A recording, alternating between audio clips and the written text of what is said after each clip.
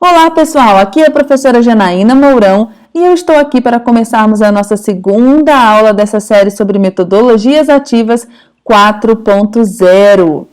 Nesse vídeo falaremos sobre as duas primeiras fronteiras do engajamento que fazem parte do método 4FE. São elas: como definir o norte e como definir o ponto de partida. Eu quero lembrar que nesse workshop estou lhe ensinando como em apenas 4 passos você pode aplicar metodologias ativas com 100% de segurança, engajando essa nova geração e gerando transformação. Antes de começarmos, quero te mostrar um trecho desse vídeo que me emocionou muito. É do professor Rony Badaró, que leciona matemática no ensino público e privado, em ensino fundamental 2 e faculdade. Assim que ele começou a fazer o curso online da Educaetos, veja o que ele disse. Quero saber como fazer acontecer na prática e de forma significativa, sem ser só mais um modismo. Eu quero uma forma de remodelar as minhas aulas para que a aprendizagem seja mais eficiente. Agora veja o depoimento dele depois de todo o aprendizado na Educaetos. Cada detalhe que você vai aprendendo e vai aplicando vai fazendo muita diferença, vai dando significado ao que você está fazendo em sala de aula. Você começa a apresentar algo que o aluno internaliza, que realmente está fazendo sentido para ele. E até a forma de você conduzir a sala de aula se torna diferente. Você começa a humanizar a sua sala de aula. Você não está mais lidando com o assunto, você está lidando de uma relação entre pessoas. Isso que o professor Rony falou tem tudo a ver com a nossa aula de hoje. Sinceramente, ver um professor falando tudo aquilo que você defende e ensina e ainda perceber que ele tem conseguido colocar isso em prática é de chorar. E veja, era isso que ele queria lá no início, gerar significado, e ele conseguiu. Ele falou muito dessa palavra, significado, e isso vai valer muito para a aula de hoje. Mas antes, eu quero mencionar que fiquei muito feliz com todos os comentários que apareceram aqui após a nossa primeira aula. Eu li pessoalmente todos e para mim é motivo de muita alegria ver se formando essa comunidade de professores inovadores, professores que querem a transformação. No vídeo anterior, eu expliquei quais são as 4 fronteiras do engajamento que vem transformando a sala de aula de professores de todo o Brasil. Esse método que desenvolvi e estruturei nessas 4 etapas tem auxiliado professores a de fato conquistarem satisfação pessoal e resultados incríveis com seus alunos. Isso mesmo, apenas 4 passos. Eu mostrei, como vocês podem mudar totalmente o funcionamento de uma sala de aula. Exatamente como aconteceu comigo, eu descobri que esse padrão pode ser facilmente replicável por qualquer professor. Então, se você não assistiu o vídeo anterior, eu recomendo fortemente que você assista. É só clicar no canto de cima ou ao lado da sua tela para voltar e assisti-lo. Agora, nesse segundo vídeo, nessa segunda aula, a gente vai dar um passo além. Eu vou mostrar como você também pode fazer isso, como você pode melhorar ainda mais a sua forma de ensinar e ter a tão sonhada sala de aula engajada e participativa. Eu quero que com esses 4 passos você construa uma perspectiva pessoal e profissional. Muitos professores me questionaram algumas coisas nesses dias. Janaína, mas eu trabalho em escola pública, sem recurso nenhum. Será que eu conseguirei pilotar essa transformação? Janaína, tenho turmas muito cheias. Como eu vou conseguir inovar? Janaína, como eu vou dar todos os conteúdos que eu preciso utilizando metodologias ativas? Janaína, mas meu aluno chega sem gostar de ler e sem gostar de estudar. Como é que eu posso ensiná-lo? Já li, inclusive, comentários como: os pais questionam quando uso metodologias ativas e acham que não dou aula. Ou eu já li tanta coisa sobre o assunto, fiz muitos cursos e não sei por onde começar. O que posso lhe garantir é que nada disso é empecilho para a transformação e que eu mesma já vivi todos esses problemas, absolutamente todos, e posso lhe auxiliar a superá-los. Eu criei uma regra para essa aula. Eu quero que você saia daqui pronto para usar os conteúdos de forma prática na próxima aula que você der. E se você não está na sala de aula ainda, mas quer ter essa oportunidade, eu vou lhe mostrar o passo a passo sobre como você pode se preparar para esse momento, partindo do zero, Sim, você também pode fazer isso. Qualquer professor dedicado pode fazer isso. Eu quero que você pare de ter medo da sua sala de aula e que tenha confiança na sua missão como educador. Mas tem uma coisa que você precisa topar agora, senão é melhor nem seguir em frente. Você já parou para pensar qual a mágica dos professores que marcam a vida de pessoas por gerações? E eu não estou falando dos professores showman, porque não é isso que faz a diferença. Eu estou falando de professores que entram na vida de uma pessoa gerando memórias profundas e realmente fazendo a diferença no crescimento dessa pessoa. O que está por trás desses professores? O que faz esses professores serem tão impactantes? Eu demorei para entender isso e a maioria dos professores ainda não entendeu, infelizmente. Bem, o que aconteceu com esses professores é que eles tiveram um momento consigo mesmos para se perguntarem: por que educar? Antes de pensar em uma atividade X, Y, Z, eles buscaram entender a essência e o sentido da própria profissão. Eles não aceitaram que um currículo pré-descrito ditasse toda a sua prática e a sua visão da educação. Quando entram em sala de aula de tão certos de seu propósito e de seu objetivo, eles praticamente obrigam os alunos a saírem diferentes de suas aulas, se comparado a quando entraram. Isso porque eles viveram a própria transformação e entenderam do que se trata aprender. Deixa eu ver se estou sendo clara. Esses professores entenderam que o aprender não acontece se a pessoa não quiser, que nós nunca conseguimos enfiar alguma coisa na cabeça de alguém e que, na verdade, esse não é o objetivo de educar. Eles tiveram a grande sacada de que a educação acontece de dentro para fora e que, portanto, educar tratava-se de criar caminhos para que o aluno pudesse despertar algo de dentro de si, ver significado. Exatamente como lhe mostrei que o professor Rony Badaró está fazendo depois de começar a estudar na Educaetos. Olha essa frase de um texto clássico do livro O Profeta de Khalil Gibran.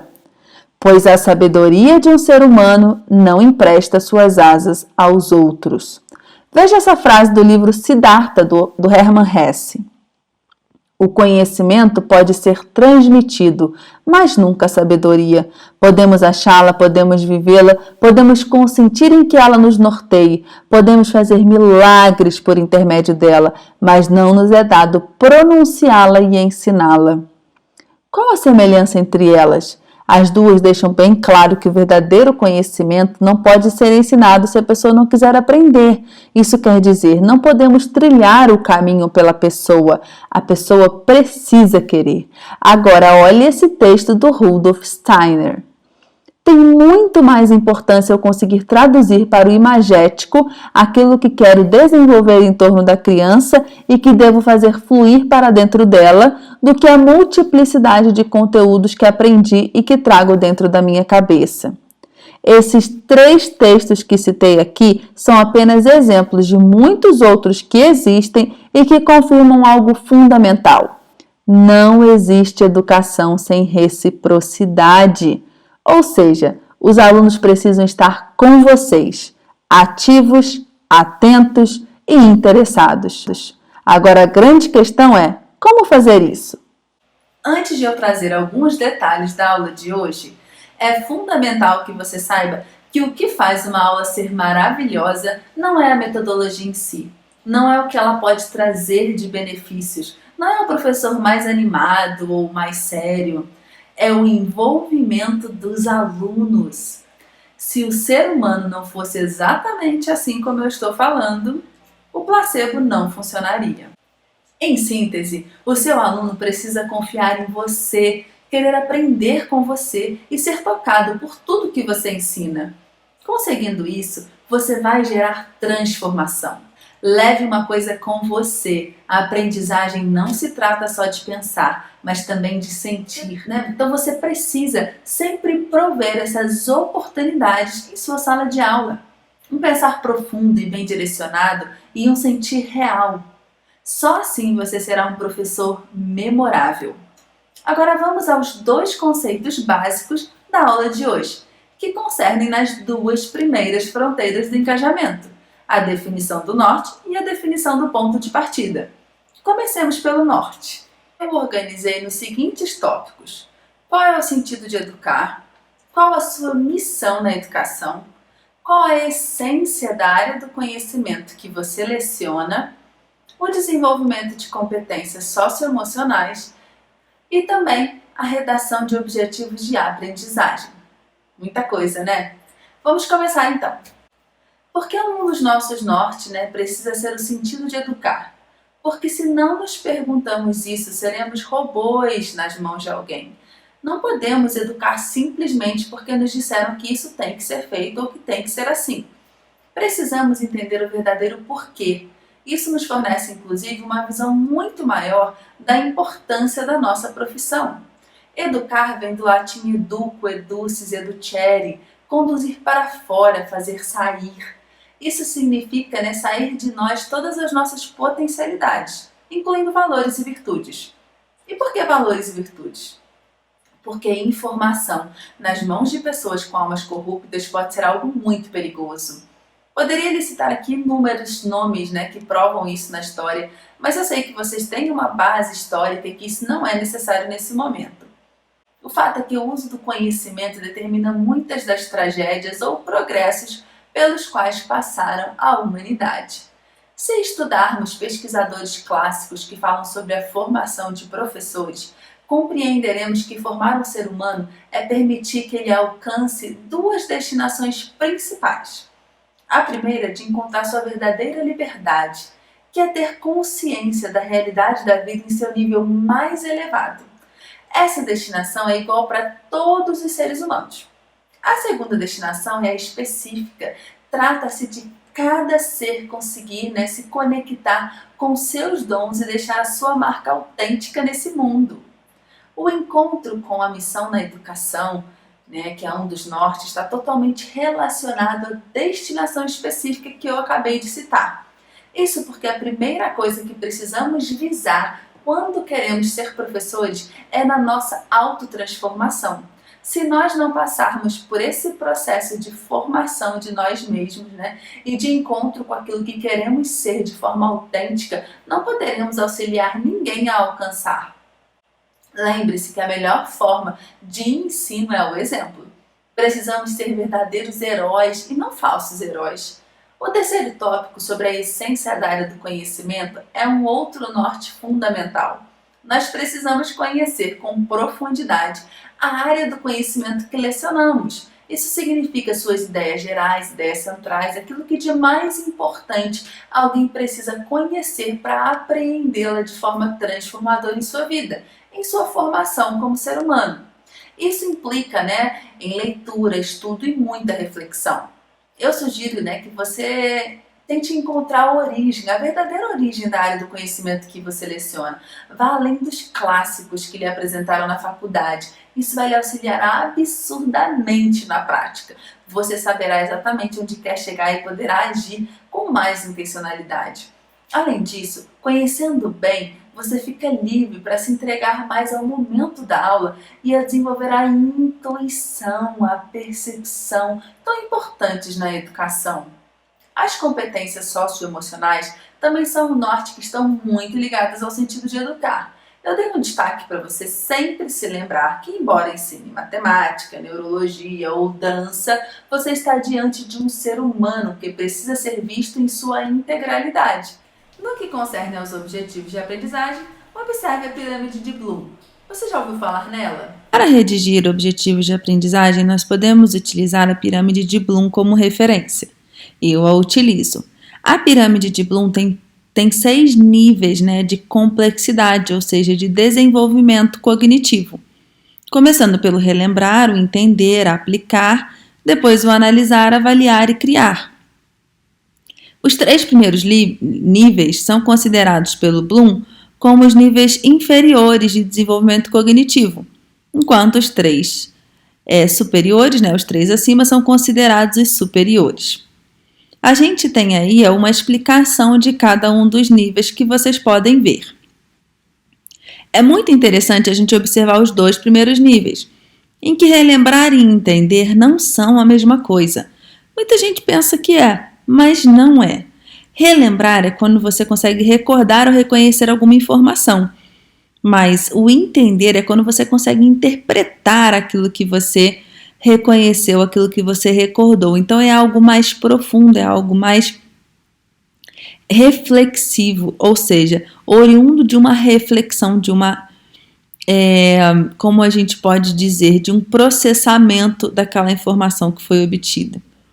E daí por diante, todos esses níveis, né, eu gosto de dizer que são níveis de compreensão, mas cada um mais profundo do que o outro. A gente chega no aplicar, depois o analisar, a capacidade de avaliar e, por fim, também a capacidade de criar alguma coisa. Tendo a taxonomia de Bloom como referência, a gente pode redigir os objetivos de aprendizagem da seguinte forma.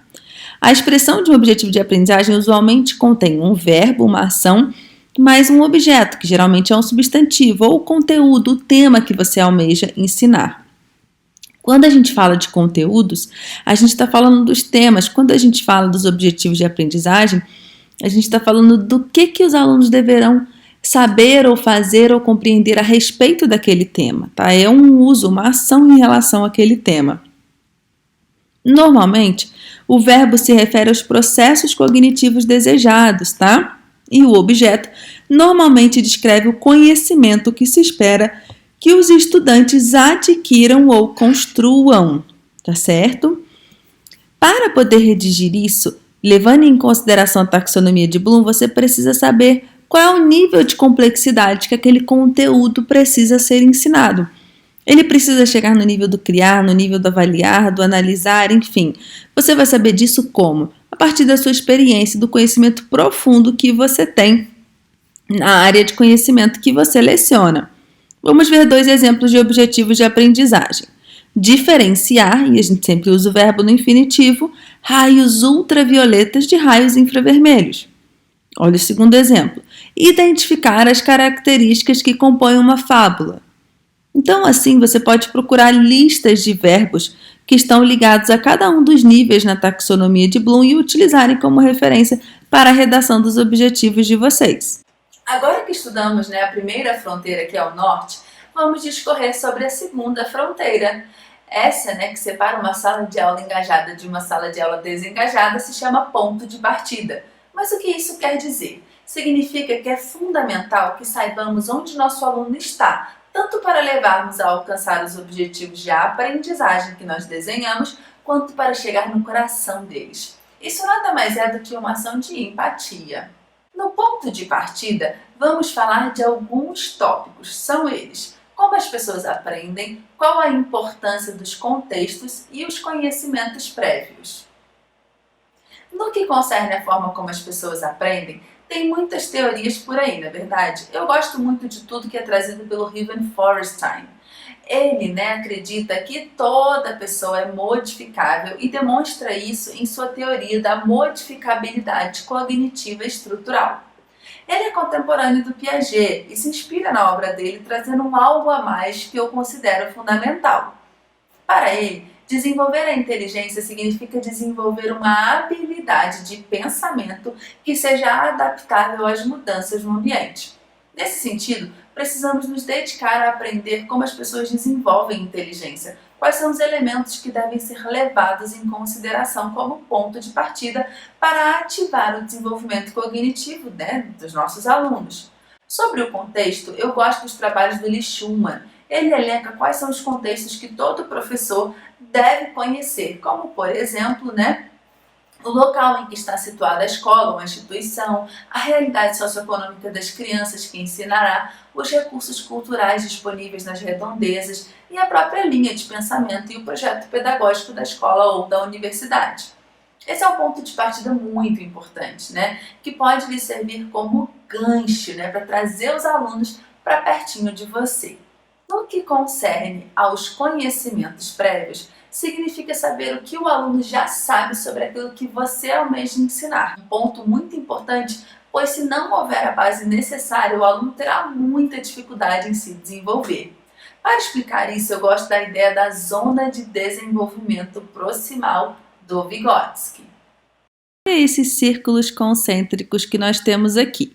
No círculo menor, no meio, nós temos o que poderíamos chamar de experts, tá? Que são aqueles alunos que dominam aquele objetivo de aprendizagem que você tem. Aí você tem no segundo círculo os alunos que estão em processo de aprendizagem daquilo, mas estão no caminho, né, para um dia se tornarem especialistas ou experts, tá?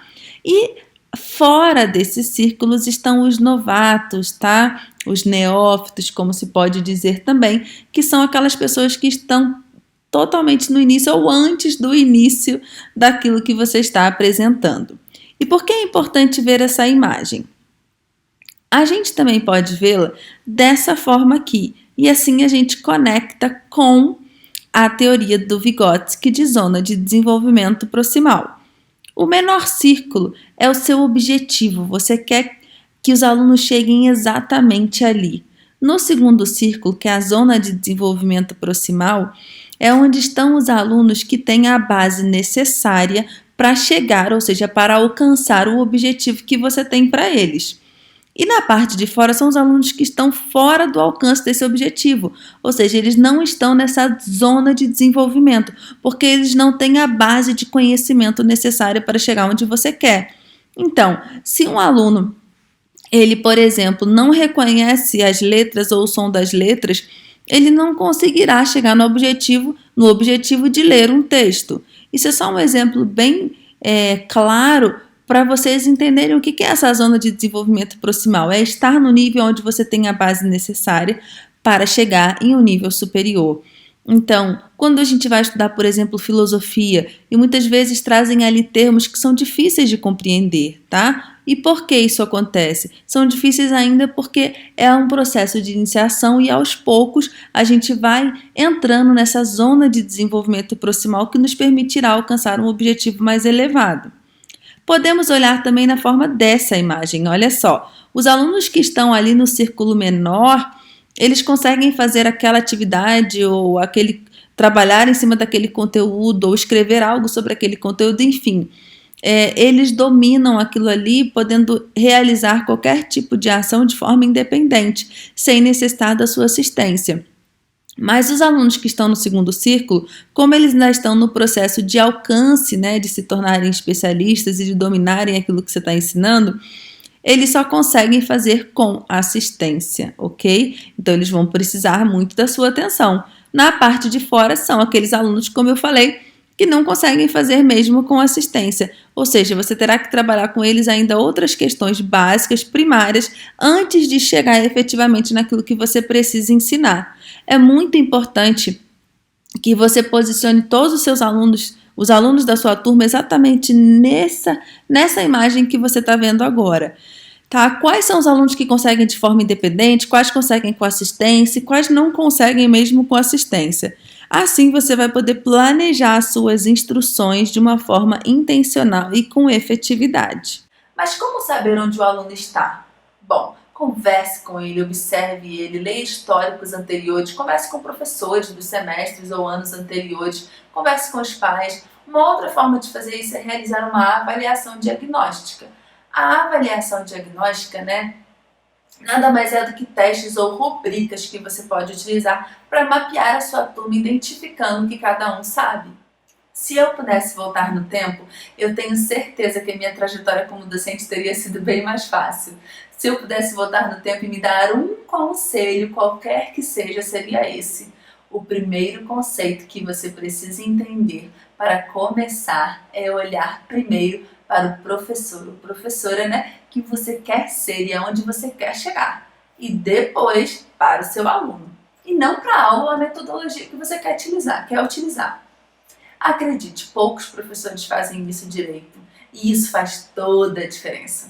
Os primeiros 5 anos como professora não foram perdidos, mas também não foram aproveitados como poderiam ter sido. Mas claro, eu aprendi bastante, é isso que importa. Eu me lembro de sair de algumas salas chorando, porque eu tinha desenhado assim uma atividade linda, especial, cheia de recursos e os alunos não paravam de falar e não se envolveram. Mas nos últimos 6 anos eu participei de muitos cursos, eu entrei muito no campo de batalha, eu dei muitas formações e entendi que mudar é possível, bastando querer. E sabe de uma coisa principal que eu aprendi durante todo esse tempo? A gente vive a educação respondendo a um monte de perguntas que não nos foram feitas. Como podemos ter a pretensão de ensinar algo dessa forma? Hoje eu tenho mais de 300 alunos transformadores e realizados no meu curso online de aprendizagem ativa na prática. E eu posso dizer com toda certeza, ainda que eu e você e todos os meus alunos que estão comprometidos com a melhoria não sejam a maioria no Brasil, uma coisa os diferenciam e os fazem especiais. Vocês querem aprender, vocês querem perguntar, vocês querem respostas, vocês têm sede pelo saber. Eu procurei passar o máximo aqui que eu podia, mas o tempo é limitado, você sabe. Eu tenho um curso completo sobre esse assunto, que é totalmente online. Veja-se esse depoimento da professora Rutemara Florencio, Ela é professora de história, da educação básica do ensino médio. E quando chegou no nosso curso online de aprendizagem ativa na prática, ela disse o seguinte: veja se você se identifica. Espero aprender novas técnicas, perspectivas de atuação como professora, além de desenvolver minha criatividade na elaboração de ações que transformem minha sala de aula. Agora veja o que ela disse depois que iniciou o nosso curso. É mais um conhecimento que eu agrego no sentido da minha profissionalização. Isso me traz também um retorno do aluno, porque o aluno ele está buscando também um professor que tente ser inovador, que tente trazer para a sala de aula métodos que coloquem ele como ativo, não sentadinho ali na cadeira 2 horas em 2 aulas de história semanais. Então eles querem fazer, eles querem agir, eles querem observar que está tendo retorno para eles daquele aprendizado que ele está tendo na escola. Bom, quero lhe dar os parabéns. Agora você já sabe quais são as primeiras 2 fronteiras para manter uma sala de aula engajada. Construir essas 2 fronteiras exige dedicação e constância. Alguns de seus alunos talvez criem dificuldades para essa nova forma de conduzir o processo educativo, mas se você tem certeza de seus propósitos como educador, tenha paciência e siga firme nesse seu propósito. Mas agora, quais são os caminhos que você pode traçar em sala de aula? Como você pode definir a sua trajetória e colocar o pé na estrada com GPS? Eu vou falar tudo isso para você no próximo vídeo, no nosso 3º episódio, na nossa 3ª aula. Então deixe o seu comentário aqui embaixo ou aqui do lado sobre o que você achou dessa aula. Se ela fez você pensar, aprender mais, e também eu quero saber o que você espera da próxima aula. Lembre-se de uma coisa, antes de você preparar qualquer aula a partir de agora, pense no objetivo, no norte, depois pense no ponto de partida. Isso é uma referência para o seu desenvolvimento como um todo. Na próxima aula nós vamos explicar de forma bem clara como traçar a trajetória e colocar o pé na estrada com o GPS. Você vai se surpreender com algumas dicas valiosas. Lá no Instagram você também pode deixar as suas dúvidas, que eu vou responder na nossa live de tirar dúvidas. Lembre-se de seguir nossas redes para acompanhar todas as novidades que nós vamos disponibilizar e entre também no nosso canal do Telegram, que nós sempre postamos conteúdos gratuitos com muita frequência. Na próxima aula, eu vou lançar um desafio pessoal para você, pois quero ver até onde você pode chegar no seu propósito de ter uma sala de aula engajada. Até mais!